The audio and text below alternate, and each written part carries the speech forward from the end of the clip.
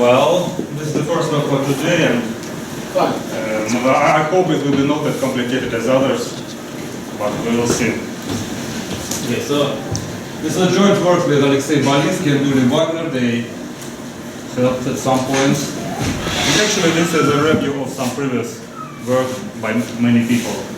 Okay, let me pass. So we start with the following statement, which is sometimes called first selection lemma. I was told that, I don't know, maybe Matushev was the first one to use this term. Okay, but this lemma is due to several people. One of them, Zoltan Furdy, is here. And the first statement, well, let me draw some pictures. The statement of the theorem is there, but the pictures will be here. So what we have, assume we have a certain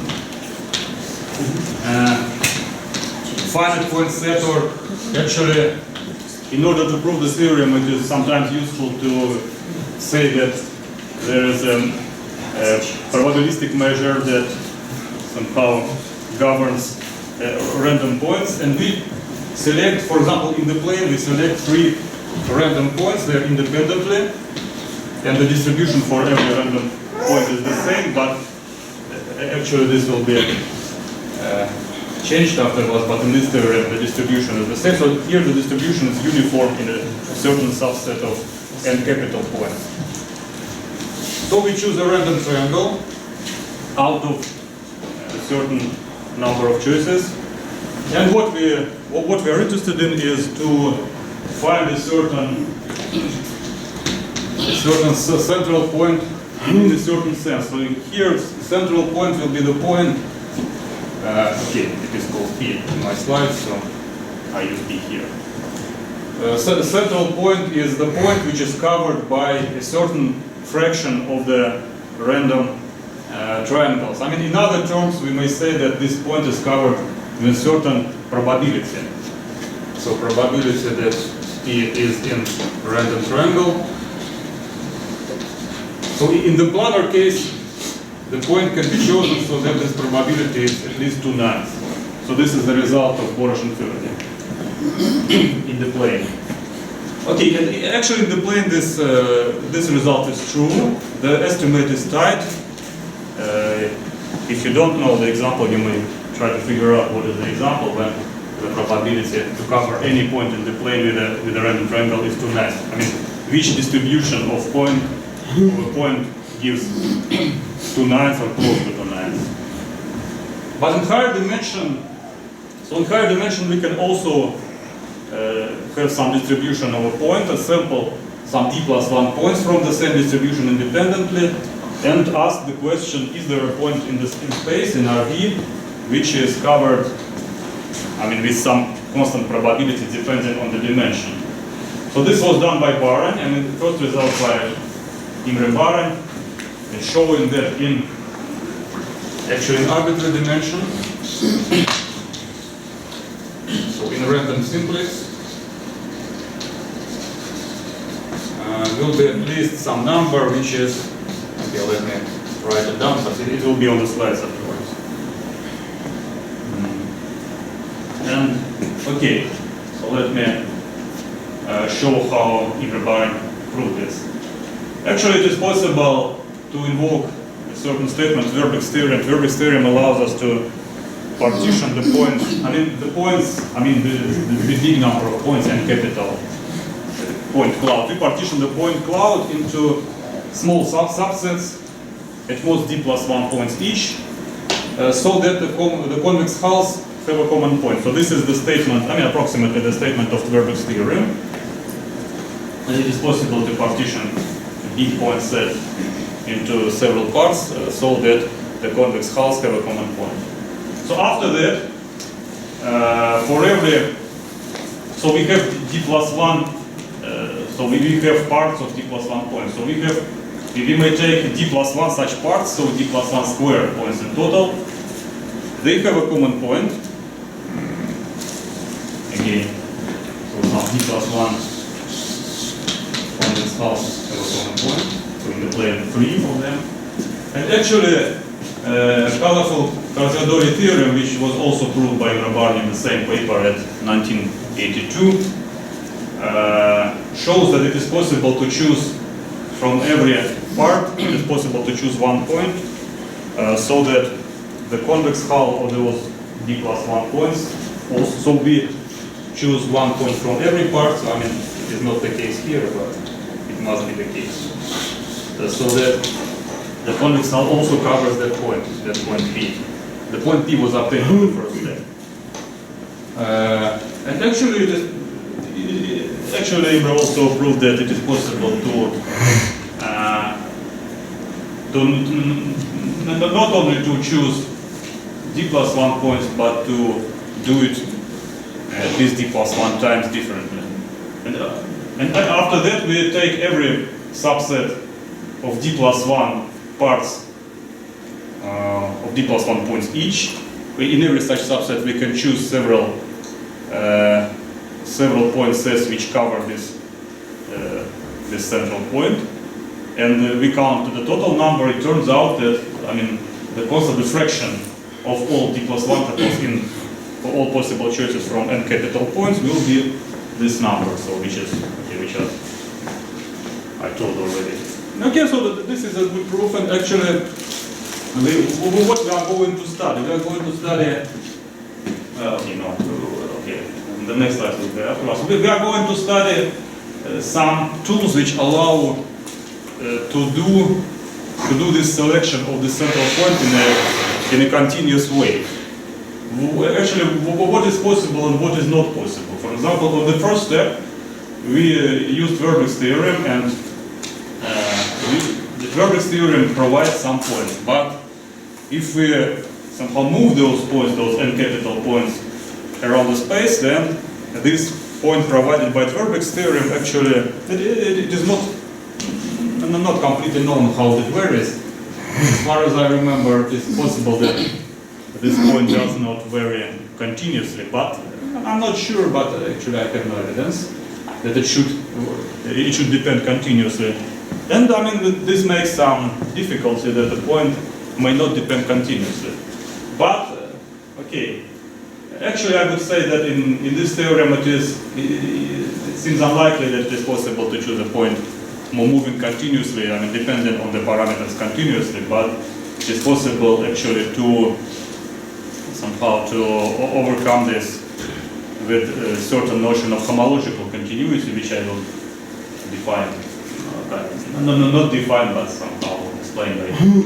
So, and now the thing that we want to know from this approach is that Verbeck's theorem actually has a topological generalization, which is proved using some kind of cohomology abstraction, and this fact actually implies that the point which is given by Verbeck's theorem has certain, not continuous, but some reasonable dependence on parameters. Okay, what Gromov did, actually Gromov published a paper in 2010, so some 20 and something years after this activity started.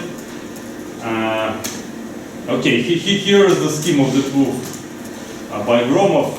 It may be not completely clear, I mean just from one slide, because there are actually expositions by Matuszek and Wagner, about maybe 30 pages, which you may try to read and figure out what's going on.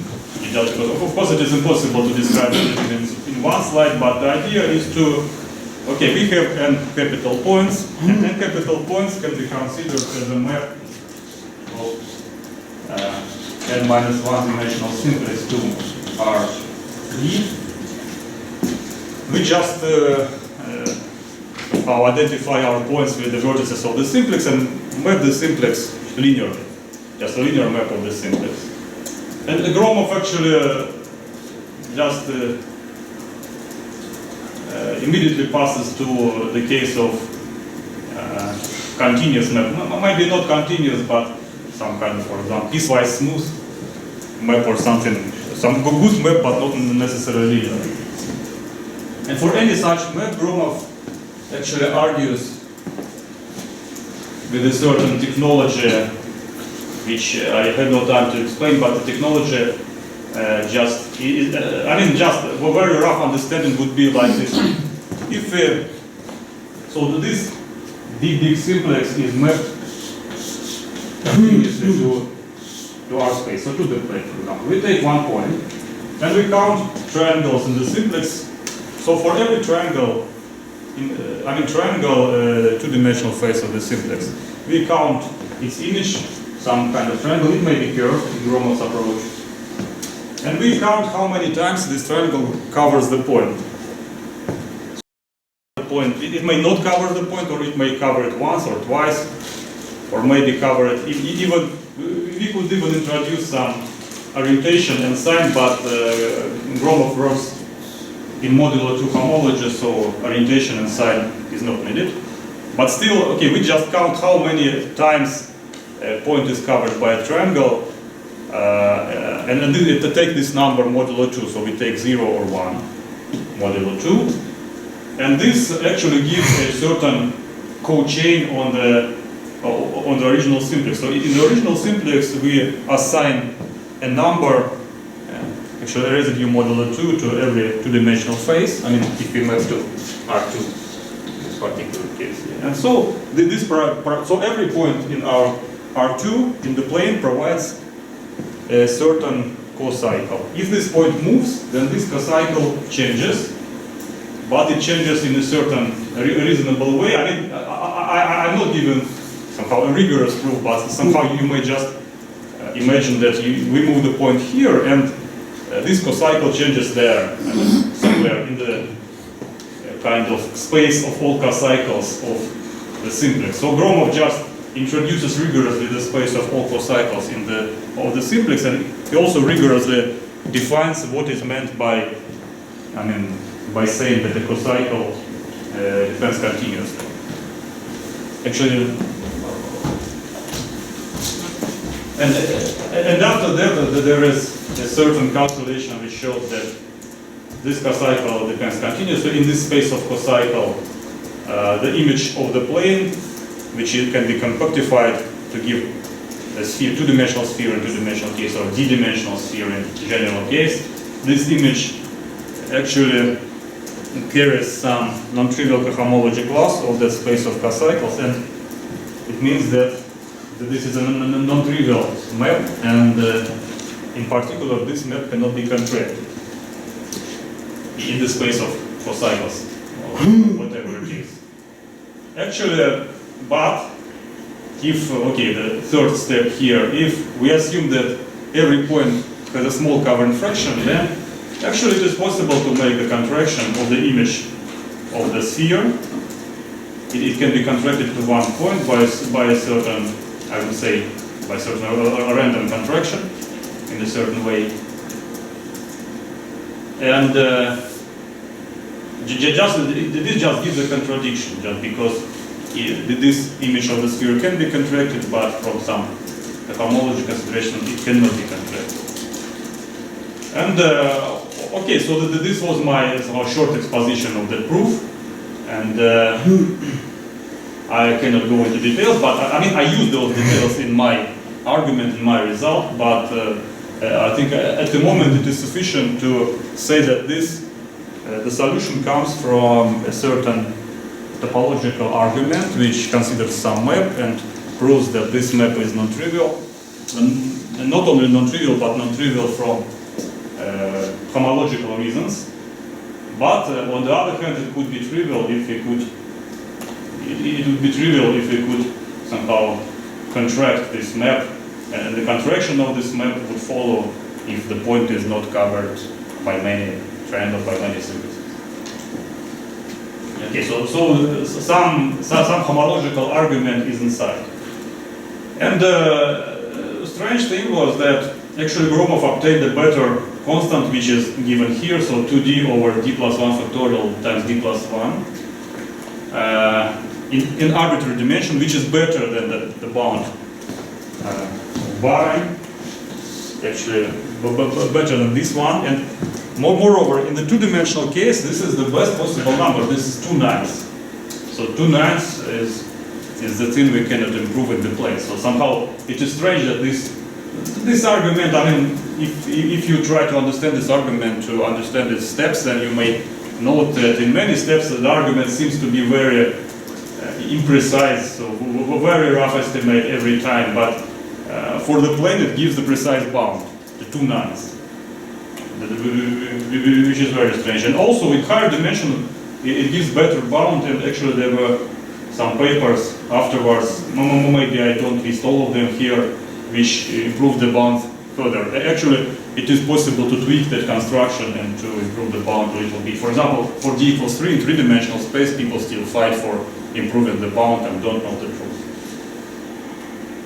Okay. Actually, there was also a short paper of mine about the same. I mean, this approach is still not very good, I mean, to my taste, but actually, but it was a short proof. It was somehow inspired by Gromov's proof, but very much simplified. And the approach is that we consider the RD, the d-dimensional space, as a subset of the sphere. We just add one point at infinity and consider it to be a sphere. Okay, in this triangulation, for every face of the triangulation, we could consider a random simplices of complementary dimensions. So we have certain triangulation. For every face of the triangulation, here is one-dimensional. We consider the random one-dimensional simplex. So random one-dimensional simplex is when we take one point randomly and the other point randomly and make a segment on it in the plane. And we consider what is the probability that the random complementary simplex intersects this face. Okay, actually we take triangulation so fine that all those probabilities small, and if we also assume that every point is not covered by, I mean, with big probability, which we want to have in the end, I mean, this is written in the last formula.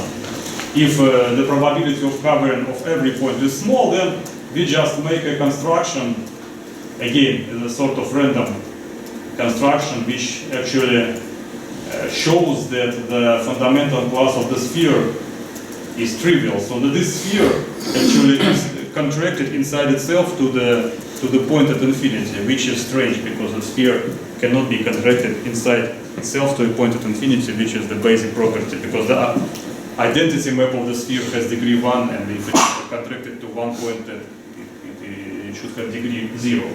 So this is impossible. So I mean, the proof is really short, and I give a reference to my kind of paper in discrete computational geometry in 2012. But this proof is not applicable, I mean, if you want to improve.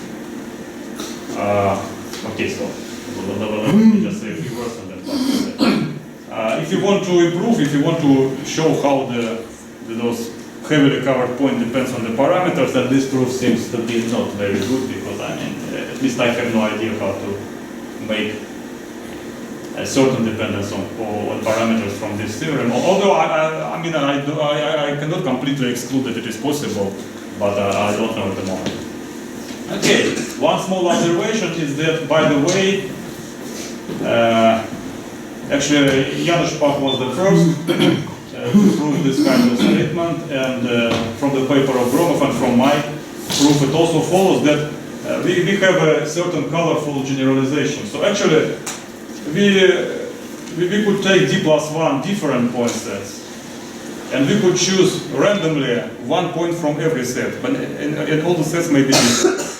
And if you choose randomly the points, it is also possible to find a point in space which is covered with some probability. I mean, here it is covered by at least some constant chi or d times n to the power d+1 of all possible choices.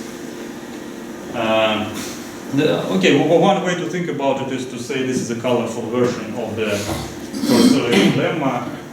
The other way is to say, I mean, in terms of probability, we just say that, okay, we sample d+1 points independently, but we sample them from different distributions now. So the vertices are distributed differently. So vertex 0, vertex 1, and So vertex D are distributed differently, but they are independent from each other. And it is also possible to find a point in the Euclidean space which is covered with certain probabilities. So, okay, I give a picture. So we have one point cloud, other point cloud, some other point cloud. We choose points from here, from here, and okay, we have a random triangle that way, and it is also possible to find a point which is covered with some probabilities. Actually, in my picture, it is evident that there is a point which is covered, I mean, a point in between is covered with very big probability in this particular case, but in general case, it requires some work and it requires something to prove.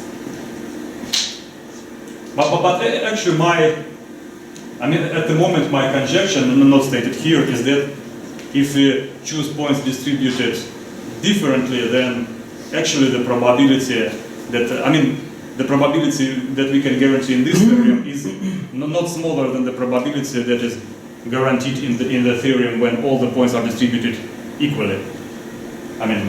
Distributed in the same way. So if somehow the idea is that if we take different distributions for different vertices, then this constant must only improve. But this is just an the results we have somehow confirm it, but so I have no full proof that independent of particular construction, that if we have points somehow distributed equally, then and then we have points distributed somehow differently, then in the last case we always have better probability. Okay. So okay, some outlines of what was done. Janusz Pach did the following. First used versions without colors, then used colorful Zverby's theorem, and a certain regularity theorem about hypergraphs, which is not my topic and I don't know anything about it. And obtained some constant in this theorem. And actually, this was not the end. In his paper, he continued and obtained some other interesting theorems. Okay, in my approach, actually, my approach works just fine for this theorem. At least if you want to have constant 1 over d plus 1 factorial, then Gromov's proof, and in my paper, actually, I just started from this colorful case right away, and I proved it with constant 1 over d plus 1 factorial easily. And after that, Zelidzian proved that this constant can be made the same as it was in Gromov's approach, 2d over d plus 1 factorial d plus 1. So in particular, in the plane we have the same number 2 over 9. Once again. So in the plane, if we sample 3 points from different distributions but independently, then there is a point which is covered with probability 2 over 9. And this, yes, again, this cannot be improved in the plane, because if we sample the points equally, then we go back to those examples for equal. So how Gromov's approach works? It works, but instead of the simplex, it's topological space, we now consider the join of several big sets, so n point sets, and we join them d plus 1 times. This is a d-dimensional something. And in this d-dimensional thing, we can also use some space of cycles, we use some kind of random contraction. We have to measure the cycles in this space differently compared to the case of Gromov, and somehow there are some subtleties, but Uli Wagner actually told me that he and maybe some of his students actually did the technicalities. Again, in Gromov's approach, it is also possible to use this space, so somehow colorful subset of the simplex. So we split vertices of a big simplex into d plus 1 colors, and we only consider faces with rainbow vertices, with all vertices of different colors. So in this subcomplex of the simplex, actually everything, almost everything works, but after some correction, everything works. And it is also possible to have this constant 2d or d plus 1 factorial d plus 1 in this colorful theorem, and in Gromov's approach, which is important. And now, okay, that's the thing I was telling already. So if we want to check how the points depend on parameters, we need to, first I don't know if they depend continuously or not. But if we have a certain topological space, then what I can say is that, so we have some calculation, we count some parity, we count something modulo 2. Actually, the argument means that, I mean, any argument of Baran or by Gromov, but Baran, if we use topological Verbeck theorem with kind of the number of parts power of 2, but okay, it is not very basic. It is used in Gromov's approach. He works in homology modulo 2 right from the start. And what is meant by homological continuous dependence? So actually the idea is that we have a certain technique which produces several candidates for the center point. I mean, it doesn't produce one because somehow it is produced from homological reasons, and homological reasons means that something intersects something in an odd number of points, generically. So generically this method produces some odd number of points from which we may choose any.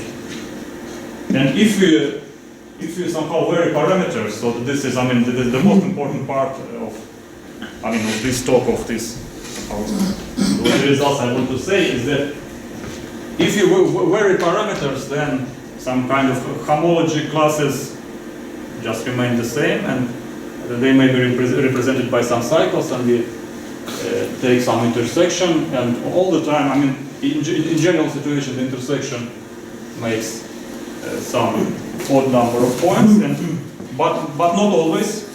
In non-general situations, some changes may happen, but the changes are only allowed like 2 points go close to each other, very close, and then disappear.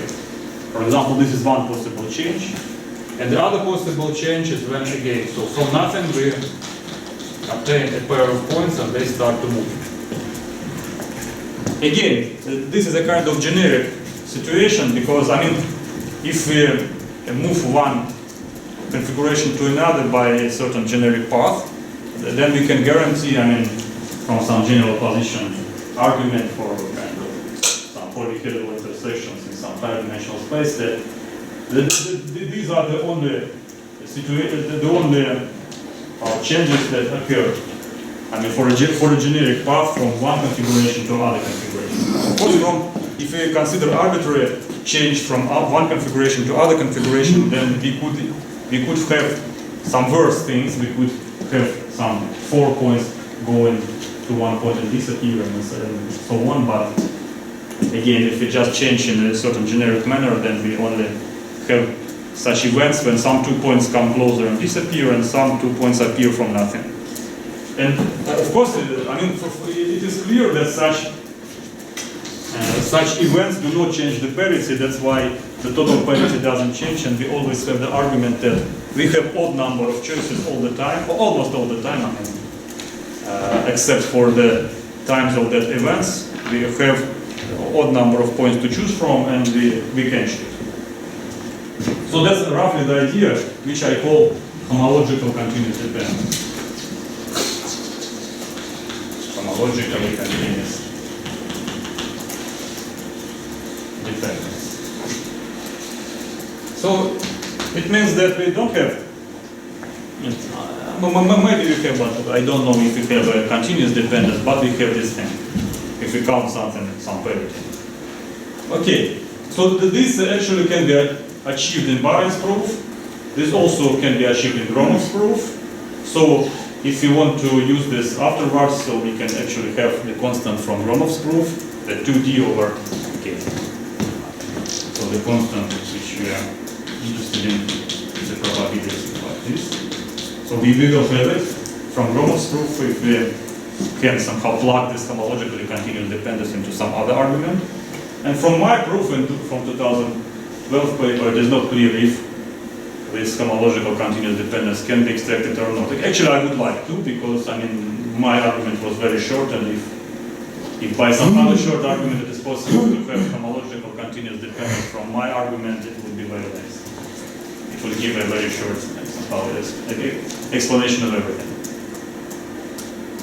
Okay, so here is some kind of written explanation which I was already given at the blackboard.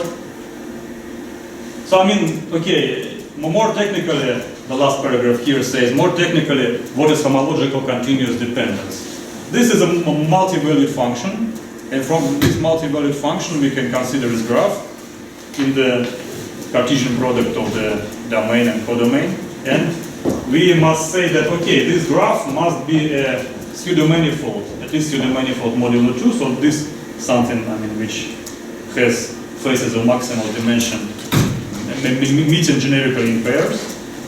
And this pseudo-manifold must have a proper projection onto the domain, and this projection must have a non-zero degree modulo 2, so this must be an odd map. So it just means that over a generic point in the domain space, so let me draw my picture. So what the graph should be. So this is some x, this is some y. And the graph of the map must be a pseudo-manifold. Pseudo-manifold is sometimes just a manifold. So the graph is like this. A kind of, I mean, you may just consider for the first time it is a manifold, and this manifold projects to this manifold S. This is a proper projection. For proper projections we can define degree, and this degree must be odd. So if we take point x here, then the number of y's is generically odd. So here it is odd, here it is odd, here it is odd, and again, here it is odd. But sometimes, as you see, when we move, we have situation like this. Well, some 2 points may appear from nothing, and some 2 points may disappear while moving close to each other. So, okay, so there is a technical definition of this kind of homologically continuous dependence.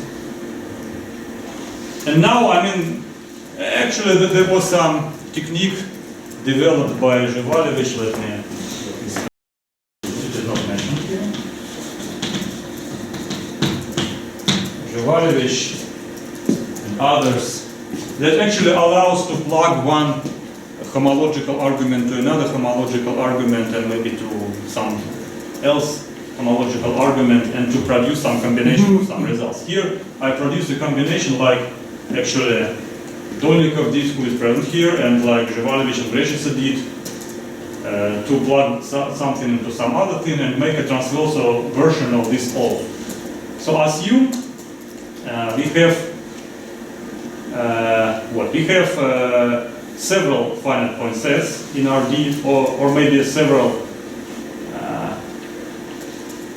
Okay, so somehow we want to have one random simplex, some other random simplex, some other random simplex, and so on. So we have m+1 distributions. And now it is possible to find an m-dimensional affine plane, so affine subspace, such that we have the following. So if we sample some d minus m-dimensional simplices in Pi, then they intersect L with some probability. And actually it doesn't, from any Pi, from P0, from P1, from Pm, we can sample from the same set, we sample d minus m-dimensional simplices, and those simplices intersect the affine subspace L with certain probability, which is actually CD minus m, which is the same number like this, but we just change d to d minus m. Okay, so I mean this just follows if we have some kind of homological continuous dependence. Actually, we also have this result. This also generalizes some kind of dual theorem from some papers of mine, which I don't mention here. But we have kind of dual results. So what does it mean? We have several hyperplanes in general position. And now we want to sample, not points, but sample several hyperplanes. We sample d+1 hyperplanes randomly from that set. And I claim that it is, there is a point actually, which of course depends on the arrangement of hyperplanes. There is a point for which the probability to be surrounded by some d+1 tuple of hyperplanes is at least the same number CD. CD is 2/9 in the plane, and actually Alexei Balisky showed that 2/9 in the plane is tight. And in higher dimensions, CD is the same number to d+1 factorial, d+1. Actually, some people had improvement in Gromov's argument, had improvement over this number, and I mean, if you need, you may plug that improvement to this theorem. So let me give a picture for this theorem. So we have kind of distribution of lines, for example, in the plane. We have distribution of lines in the plane. We choose 3 lines randomly. So we choose 3 lines randomly. So what is surrounded? Surrounded is the triangle, which is formed by the intersection of the lines. In higher dimension, we have d+1 hyperplanes in general position, and in general position they must, they break the space into parts, and only one part is a bounded simplex, and which is, what is in this simplex we call it surrounded. I mean in higher dimension. So in 2 dimensions surrounded is this. Then I say that it is possible to choose a center point here, which is surrounded by a random triple of lines with probability at least 2 nines.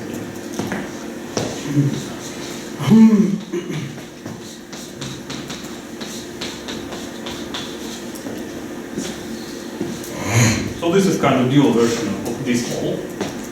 Actually, I don't state it, but it is possible to have a colorful version. So every time, in transversal theorem it is not very, the statement becomes very complicated. In this dual theorem, for example, in the plane, we can sample 3 lines from different distributions. So first line has its own distribution, the second line has its own distribution, the third line has its own distribution.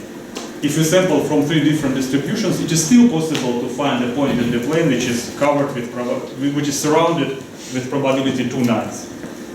That's the result. And actually, this result somehow is, it follows from some results of Jiang, of Wagner, and some other people who just checked that everything, in Gromov's argument, everything works with colors, and actually then we have homological continuous dependence, we plug it into some other.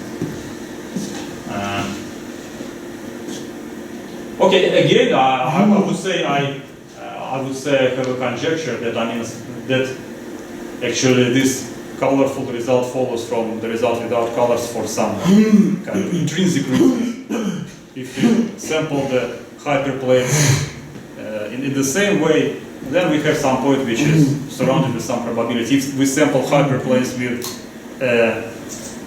differently, then actually this probability can only increase.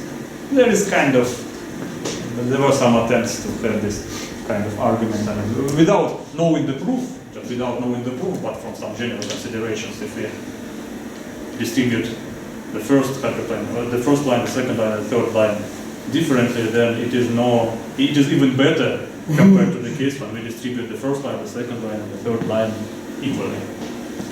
Okay, so I just provide some references, and you may write down the numbers if you are interested. So that there are several papers on arXiv which deal with those things. Okay, thank you, that's all.